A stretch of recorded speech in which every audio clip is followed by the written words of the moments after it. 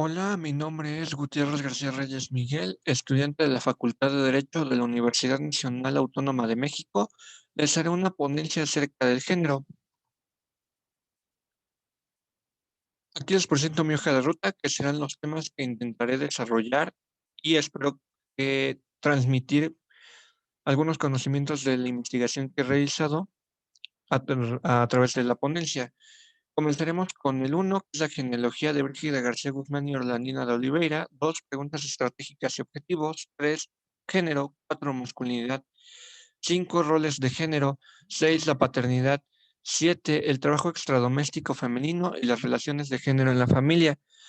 8, reflexiones finales. 8.1, claves teóricas. 8.2, reflexiones prácticas. 8.3, postura personal. Fuente selecta y fuente complementaria. Complementos de mi hoja de ruta, que será el 3.1, características de lo femenino y masculino. 4.1, tipos de masculinidad. 5.1, dinámica familiar desde la perspectiva de los roles de género. 5.2, familias con jefatura femenina. Y 6.1, la paternidad en México. La genealogía de las familias en el México contemporáneo. Esta es una obra realizada en 2007. Fue una colaboración entre dos de las investigadoras más importantes en México acerca de pobreza, jefas de familia, violencia intrafamiliar y trabajo femenino. Ambas son investigadoras eméritas del Sistema Nacional de Investigadoras y profesoras e investigadoras del Colegio de México. Es Brígida García Guzmán y Orlandina de Oliveira. Brígida García es una demógrafa y socióloga naturalizada mexicana. Cursó sus estudios de demografía en el Colegio de México y el doctorado de sociología en la Universidad Nacional Autónoma de México, UNAM. Se ha distinguido por sus estudios en los mercados de trabajo, familia, género, la mano de obra femenina en México y su relación con la maternidad. Fue presidenta de la Sociedad Mexicana de Demografía y es investigadora emérita del Sistema Nacional de Investigadores. Orlandina de Oliveira es una socióloga naturalizada mexicana. Estudió sociología en la Universidad Federal de Minas Gerais, en Brasil, y el doctorado en la misma materia en la Universidad de Houston, Texas. En la década de 1970 se integró al Centro de Estudios Sociológicos del Colegio de México y desde 1984 es miembro del Sistema Nacional de Investigadores, del cual es emérita, autora de numerosas obras de carácter teórico y empírico sobre la familia, demografía y género. De ahí la importancia de mi fuente selecta, ya que ha sido desarrollada por dos grandes investigadoras en cuestiones de género. Preguntas y objetivos. ¿Qué es el género? ¿Qué podemos definir por masculinidad? Perspectivas de la masculinidad. ¿Qué es la paternidad? Dinámica intrafamiliar con jefatura femenina. ¿Qué factores han influido al cuestionamiento de los roles de género? ¿El acceso de la mujer a la economía ha influido en su liberación? ¿Y qué cambios se observan en la dinámica familiar cuando la mujer contribuye a la manutención de la misma? Comenzaremos con el primer tema, que es el género. El género es una construcción social y cultural, como todo lo que realiza el ser humano. Suele estar en constante evolución por la influencia que recibe de factores económicos, políticos, sociales y culturales. A esto se les adiciona la influencia de los medios de comunicación, como lo puede ser radio, televisión o redes sociales. Este sobrepasa la barrera del sexo. Esto no quiere decir que lo deje de un lado. Eso es gracias a las características sexuales de las personas que se concibe el término. Para Anne Oakley, una socióloga británica, desde 1972 acuñó que el uso moderno del género se refiere a las múltiples diferenciaciones de los cuerpos que ocurren en el espacio social y están delineadas sobre el plan biológico base. Femenino y masculino. Ambas son concepciones que se tienen de las personas. Estas son asignadas por el género de las mismas. Por lo general son tomadas como opuestas y que no admiten características una de otra. Sin embargo, son un binomio que dependen simultáneamente, pues en el momento en que haga falta una, la otra desaparecerá. Como se observa, son necesarias para su subsistencia. Algunas características a las que se le suele asociar a la masculinidad es a ser racional, fuerte, activo, productivo, valiente, responsable y conquistador. Mientras que a la feminidad se le asocia con ser débil, pasivo, asustadiza y sobre todo dependiente. Esta última ha privilegiado la funcionalidad de los roles de género que subsisten hasta nuestros días. Aquí tengo un video de Marina Barroquí, es una educadora social en España. Ella presenta su historia de cómo sufrió y sobrevivió y actualmente cómo observa la violencia de género. Ella presenta dos pilares para erradicar la violencia de género, entre los cuales son la educación y la formación de profesionales.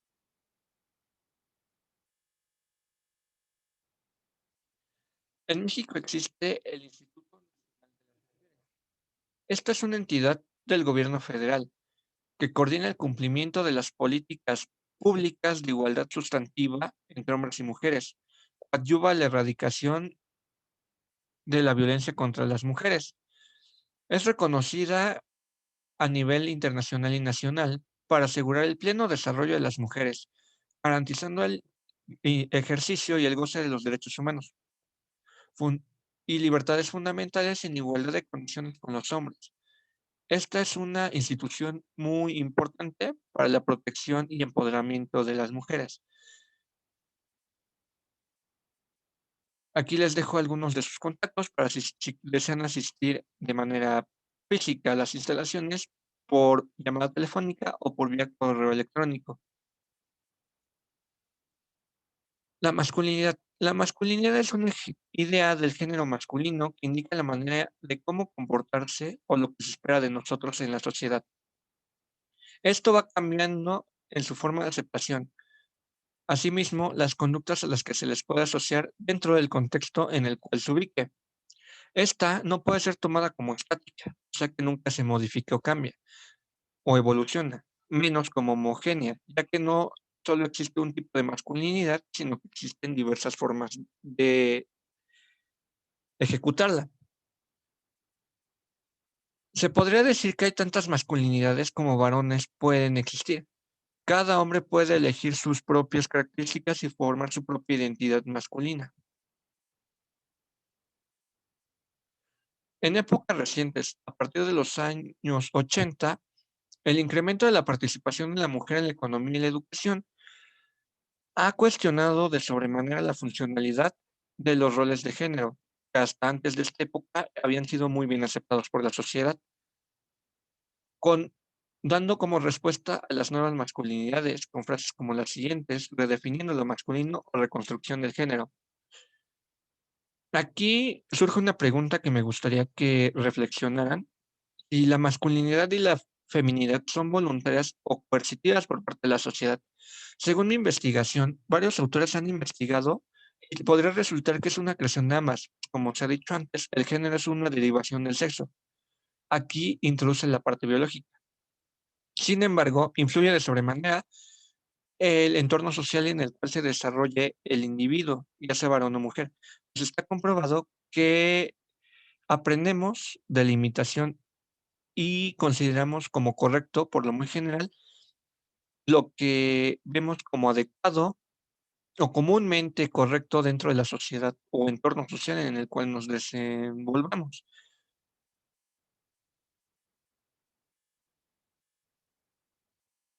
Tipos de masculinidad. Aquí tenemos algunos tipos de masculinidad, como lo puede ser la hegemónica. Esta es la más conocida por ambos géneros. A esta se le puede considerar como la más tradicional, pues consiste principalmente en la subordinación de la mujer ante los hombres. Este último aparece como sinónimo de autoridad máxima dentro de las relaciones de pareja y en la familia. La subordinada son aquellos rasgos comunes dentro del mismo género que generan exclusión y denigración por parte de sus congéneres, como lo pueden ser los hombres gay, pues al tener rasgos femeninos son considerados como hombres de segundo nivel o categoría, Complicidad. Son aquellos hombres que no están de acuerdo con la sumisión y la violencia contra la mujer. Se podría decir que tienen un compromiso para no realizar violencia directa en contra de este género. De hecho, se podría decir que, entre comillas, las ayudan. Sin embargo, están conscientes o estamos conscientes de los beneficios que el género nos otorga, ventajas competitivas y comparativas en ámbitos económicos, políticos, sociales o hasta en el ámbito laboral. Es de esta manera que no realizan ninguna acción por cambiar las perspectivas que se tienen de los roles de género. Y la marginación.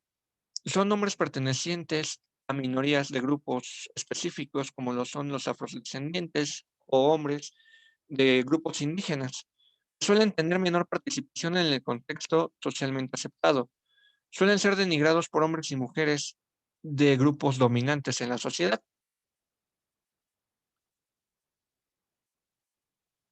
Para Kenneth Platterbaut, en 1990 en Estados Unidos existían 8 perspectivas de masculinidad vigentes. Para nuestro estudio, las más relevantes son la conservadora, que se le puede asociar mucho a la tradicional, pues tiene características muy parecidas. De hecho, ellos aceptan a los roles de género como algo muy normal. La profeminista, esta está en contra de la sumisión de la mujer y está a favor del empoderamiento y liberación de la misma. De hecho, trata de ayudar y comprender el porqué de los recientes movimientos que se han dado en favor de la misma mujer y los derechos del hombre. Esta es una ideología o perspectiva totalmente opuesta a la profeminista, ya que busca la igualdad de beneficios que ha logrado las luchas sociales femeninas para los hombres. Estos obviamente dejan de lado el contexto social en el cual un hombre se encuentra una mujer se encontraba en desventaja con un hombre en muchos ámbitos de la sociedad. Los roles de género. Alcott Parsons indicó que en grupos pequeños como la familia existían roles previamente ya definidos. No solo se esperaba que cada integrante de una unidad familiar tuviera asumiera su papel, sino que se esperaba también una expectativa y una serie de resultados de acuerdo al comportamiento que tenía de acuerdo a los roles que cada individuo debía de aceptar. A esto se lograba a medida que la sociedad evolucionaba, ya que las instituciones se especializaban en funciones específicas. Este autor determinó que el varón era el eje instrumental y la mujer el eje expresivo. Esto quiere decir que el eje instrumental o el varón era el destinado a las relaciones públicas, mientras que la mujer a la esfera privada, con todo lo que ello implica. Para Orlandino de Oliveira y Brígida García, la visión más aceptada y funcionalista de los roles de género no está establecida ni predeterminada, sino que va cambiando conforme a las circunstancias. El modelo de sustitución de importaciones. Esta fue una, este fue un modelo económico en mil de, que surgió en la posguerra y el cual favoreció mucho a la región latinoamericana y en especial a México. Es por eso que la teoría antes mencionada de Talcott Parsons fue muy aceptada en las culturas occidentales, ya que permitió un gran desarrollo económico y los salarios tenían la suficiente solidez financiera para mantener a una unidad familiar sin la necesidad de la incursión de más miembros de la familia ingresaran a un campo laboral para tener una vida digna. La dinámica familiar se ha mantenido en una tónica de principios encargados a los miembros que la componen de forma constante a lo largo de la historia de la humanidad. Esto se vio directamente influenciado por las actividades que desempeñaban tanto varones como mujeres, pues el papel de ser proveedor, representante, protector y, sobre todo, autoridad máxima, llenaron de beneficios a los varones, mientras que privilegiaban de esta manera la sumisión femenina de manera coercitiva y muchas veces obligatoria, al cuidado del hogar, crecimiento y cuidado de los hijos, y todas las tareas que ello implica. pues no permitía un desarrollo de manera individual y hasta cierta manera productivo de la mujer. Desde la década de 1980 se ha producido un gran cambio en la dinámica familiar, pues la crisis económica en México y en general en toda la región latinoamericana afectó al poder adquisitivo de las familias. Esto fomentó el debilitamiento del rol del varón como el único proveedor económico y la posterior incorporación de la mujer al campo laboral y académico. Estas consecuencias de, del debilitamiento de la economía.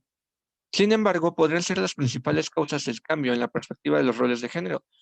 Además, que ha sido una buena manera de cuestionar la funcionalidad de los roles previamente definidos. Esta ha sido una pieza clave en la liberación y empoderamiento femenino.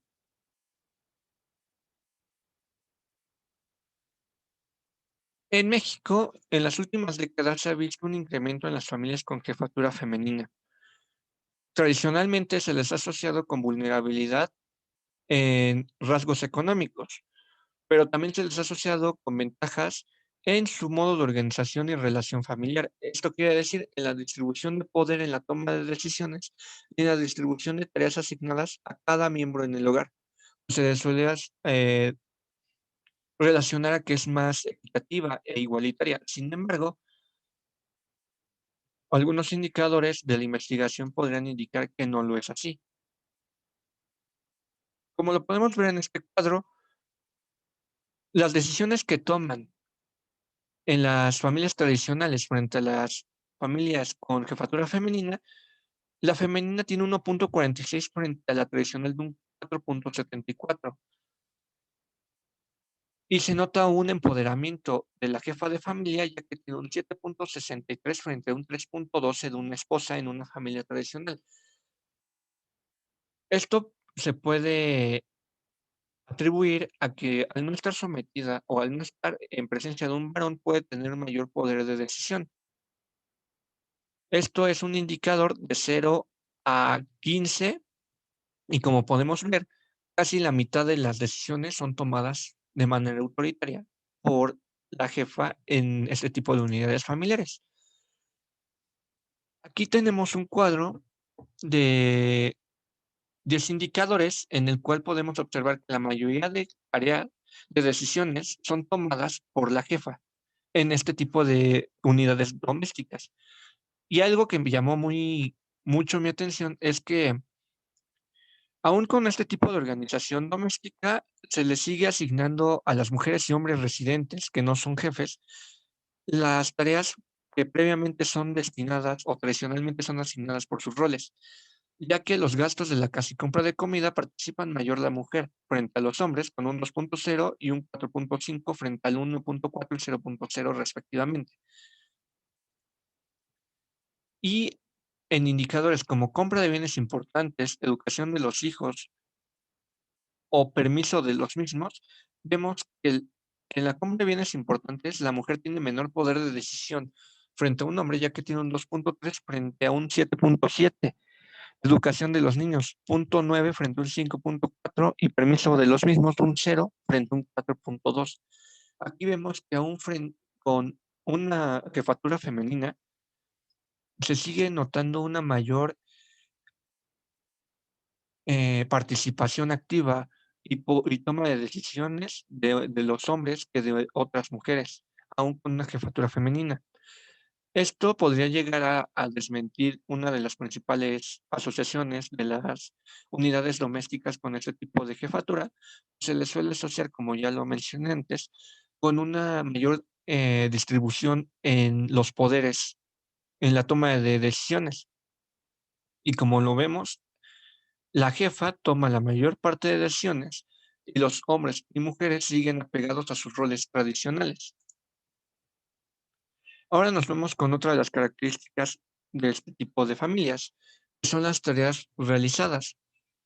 Como lo podemos ver en las familias tradicionales, las tareas realizadas, todos por igual, llegan al 1.22, frente a las tareas realizadas todos por igual en las familias con jefatura femenina de un 1.99.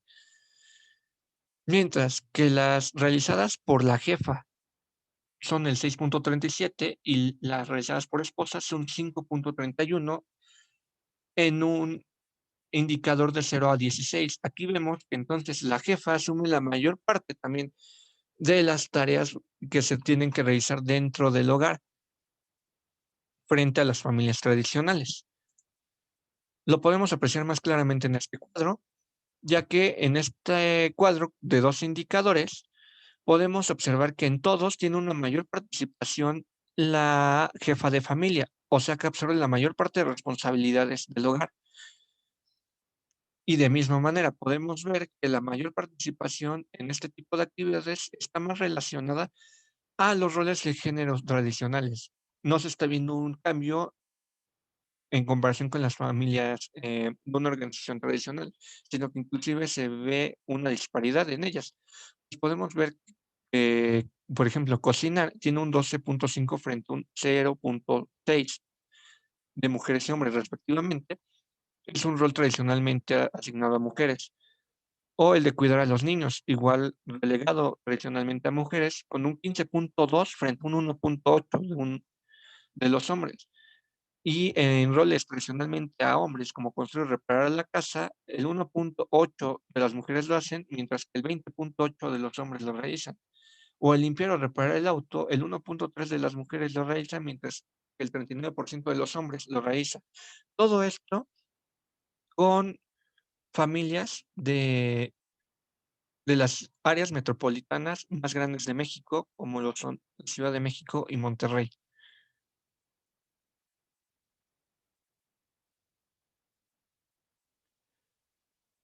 La paternidad. El hecho de ser el proveedor es símbolo de masculinidad.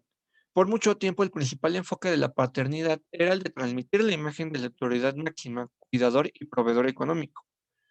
A raíz de los movimientos feministas antes mencionados, la paternidad se comenzó a cuestionar, pues por lo general el varón estaba ausente, por lo muy general escuchándose de sus responsabilidades laborales, relegando la educación de los niños y cuidado a las mujeres, como históricamente se ha hecho. En épocas recientes se ha introducido en la agenda la necesidad y la importancia que tiene la presencia del varón en cada etapa y la importancia en la formación de los niños. A esta demanda se la ha denominado como la nueva paternidad. La nueva paternidad sería una relación más equitativa entre géneros y generaciones. Implicaría una participación compartida y responsable y comprometida. Compartir el cuidado físico y emocional de los niños. Y desde etapas tempranas hasta la madurez de los niños siempre estar presentes. Esto implicaría, en pocas palabras o de manera muy sintetizada, una nueva paternidad.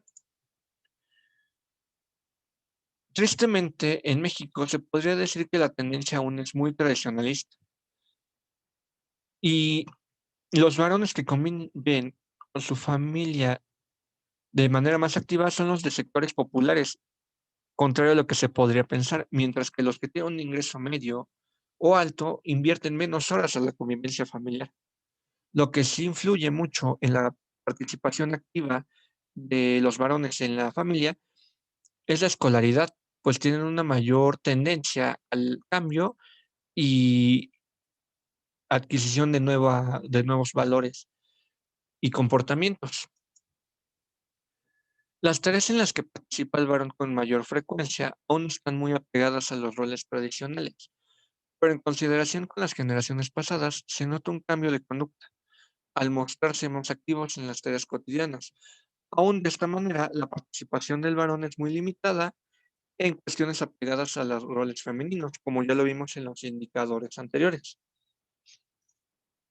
Y como lo podemos ver dentro de este cuadro, ya que en los trabajos o actividades donde más participa un varón, aún en familias tradicionales, es en reparación del auto con un 88,4 y la construcción y mantenimiento de la casa con un 82,1.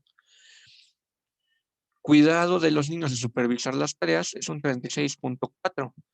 Y cocinar, lavar y o planchar tiene un 19,9 y lavar un 15%.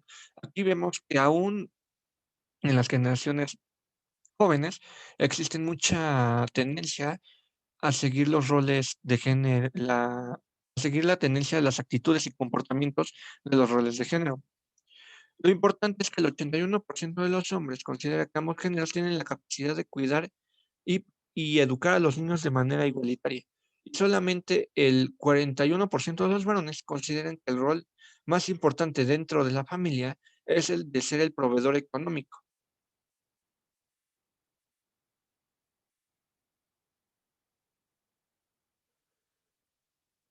La importancia de la participación femenina en el campo laboral.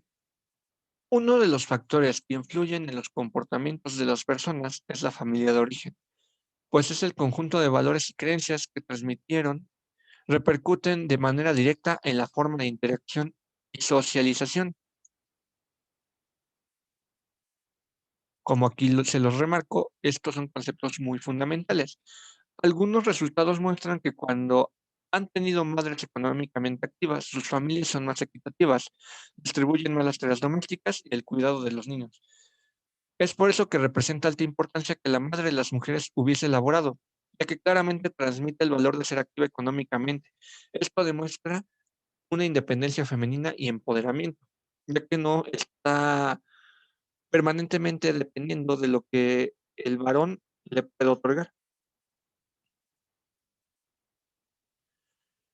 Aquí les presento un cuadro de la participación del cónyuge cuando la mujer participa activamente en la manutención económica familiar.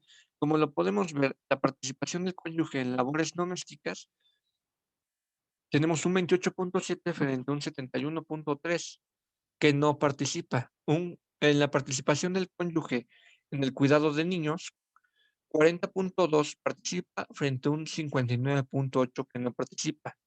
En la toma de decisiones importantes, el 84.6 sí participa, manera curiosa. Esto se le puede asociar a los roles de género, frente al 15.4 que no participa.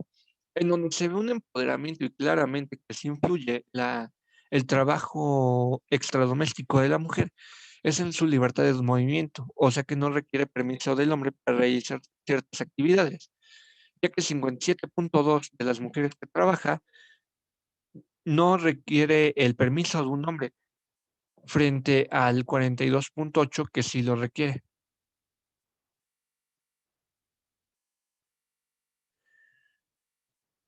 Ahora les mostraré, bueno, les haré una recapitulación con una serie de conceptos o claves teóricas de lo más importante que hemos visto en esta ponencia, que serían los roles de género, las masculinidades, un modelo económico laboral, estereotipos, jefas de familia, paternidad, familia y la violencia o subordinación. Como podemos ver, cada uno se puede entrelazar con otra, ya que las mejores masculinidades están tratando de modificar las perspectivas de los roles de género. Esto se está logrando por medio de un modelo económico laboral. Los estereotipos han estado muy en boga, pues no han permitido el acceso a una mejor distribución por miedo a prejuicios o exclusión de la sociedad, como lo podemos ver al inicio en la masculinidad. Vemos que tiene que ser socialmente aceptado. Lo mismo sucede con la feminidad.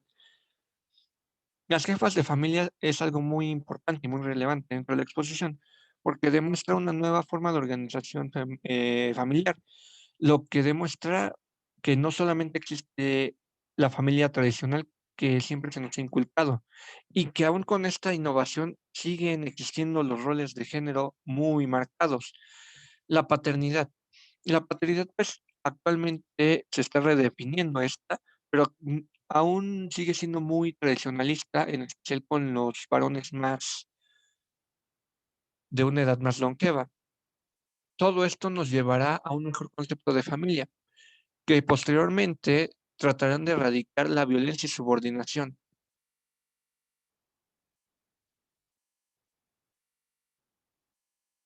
En México contamos con un amplio marco jurídico que impulsa la perspectiva de género.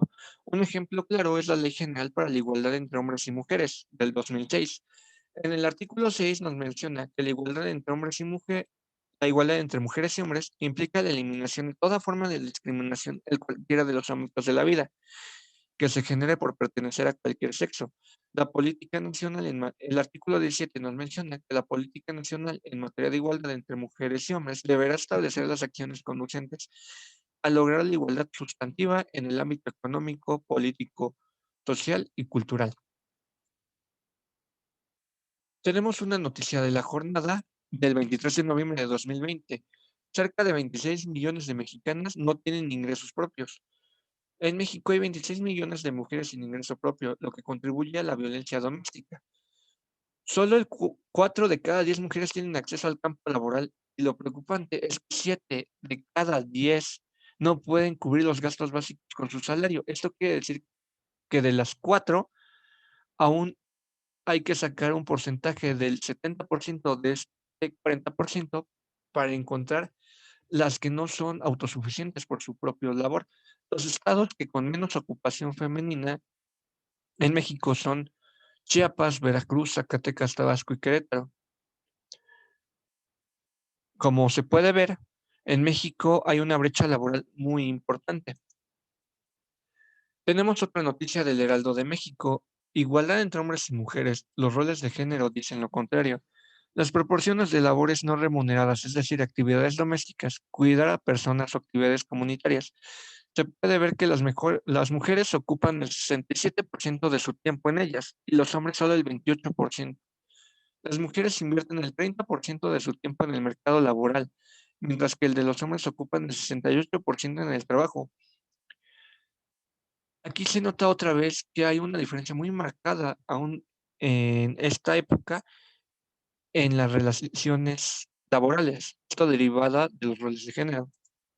Finalmente tenemos una noticia de la Gaceta UNAM, publicada el 17 de junio de 2019. Hoy los hombres participan activamente en la paternidad. Se vive una transición del padre tradicional, autoritario y satelital, o sea, un padre lejano, a uno que interviene no solo en la provisión económica, sino también en el cuidado y bienestar de su familia, que genera vínculos afectivos profundos con los hijos. Esto lo afirmó Ena Heréndira Niño Calixto de la Facultad de Psicología. Son pocos los que generan un proceso de transición interna y logran superar creencias inculcadas de acuerdo con el orden social patriarcal. Es lo que anteriormente les mencionaba, que influye demasiado el entorno social donde te estés desarrollando. De ahí se desprende lo que es socialmente adecuado, correcto y aceptado. Por ello, el reto es alcanzar un paternizaje real en el que se construyan nuevas formas de relacionarse y un nuevo orden familiar. Aquí tenemos algunos videos del seminario constructivista y construccionista de la doctora Graciela Steines Vega, en el cual podemos ver un contexto de la perspectiva de género como legitimación transversal de un Estado legítimo, apegado a los deberes, derechos y libertades fundamentales. En el primer video, titulado Derechos de las Mujeres y Feminismos, de Graciela Steines Vega, podemos observar algunas distinciones básicas entre dichos conceptos y se presta mucho hacia la reflexión del mismo, para que comprendas y tú mismo analices la importancia que tiene el ser hombre, el ser mujer y las características que te hacen ser uno de ellos. En el segundo nos muestra las importancias de un Estado legítimo. Este debe de estar apegado a las necesidades de los hombres y mujeres y no estar peleando constantemente. Para finalizar mi postura personal, la fuente selecta, elaborada por expertas, me ha parecido muy importante, pues me ayudó en comprender las diferencias y disparidades que aún existen dentro de la sociedad mexicana acerca de los roles de género. Y lo más relevante es que ayuda a no caer en prejuicios, pues en la mayoría de ocasiones se toma solo como culpable de la subordinación de la mujer a los varones. Ciertamente tienen un grado de responsabilidad muy alto, pero algunos datos muestran que existe resistencia por ambos géneros. Pues hay mujeres que le dan mayor autoridad a un hombre que a una congénere, aún ellas teniendo el poder. Se debe de trabajar para que las personas de ambos géneros en condiciones de vulnerabilidad, o sea, los sectores populares, son generalmente los que más tienen de forma comúnmente aceptada estas perspectivas tan marcadas y aceptadas, puedan ser modificadas. Ambos géneros deben de tomar parte en la transformación de lo comúnmente aceptado, pues son un binomio que siempre se necesitarán para subsistir y mejorar. El proceso debe de ser mutuo beneficio. Y me gustaría citar me gustaría decir una cita del libro de Eleanor Paur, de Nuevas Masculinidades. Esto fue un estudio que realizó para la UNICEF, en donde menciona que la masculinidad tradicional no solo es nociva para las mujeres, sino también para los hombres. Aquí tengo mi fuente selecta, las familias en el México metropolitano y masculinidades y desarrollo social. Esto es un artículo del libro de masculinidades y desarrollo social. Mis fuentes complementarias. Quisiera hacer una mención que el presente trabajo se realizó en el Seminario Constructivista y el Aula Jurídica Virtual, bajo la metodología Estructura y Fuente y supervisión de la catedrática Graciela Steines Vega. No me queda más que despedirme y agradecer por su atención. Les quisiera dejar un poema de Sor Juana Inés de la Cruz, Hombres Necios, que es muy relacionado a mi tema, el cual dice lo siguiente: hombres necios que acusáis a la mujer sin razón, sin ver que sois la ocasión de lo mismo que culpáis, si con ansia sin igual solicitáis su desdén, ¿por qué queréis que obren bien si las incitáis al mal? Combatid su resistencia y luego con gravedad decís que fue liviandad lo que hizo la diligencia. Parecer quiere el deduendo, de vuestro parecer loco, al niño que pone el coco y luego le tiene miedo. Queréis con presunción necia hallar a la que buscáis, para la pretendida Thais en la posición Lucrecia. ¿Qué humor puede ser más raro que el que faltó al del consejo? El mismo empaña el espejo y siente que no está claro.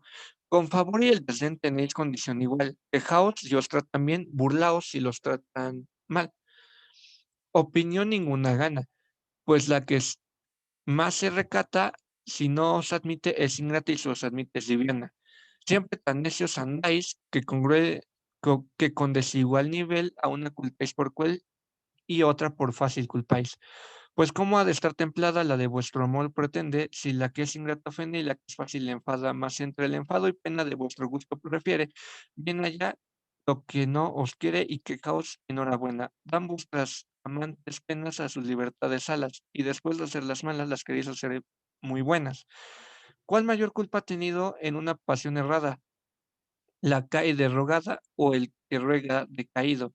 ¿O cuál es más de culpar, aunque cualquiera mal haga, la que peca por la paga o el que paga por pecar? Pues para qué os espantáis de la culpa que tenéis.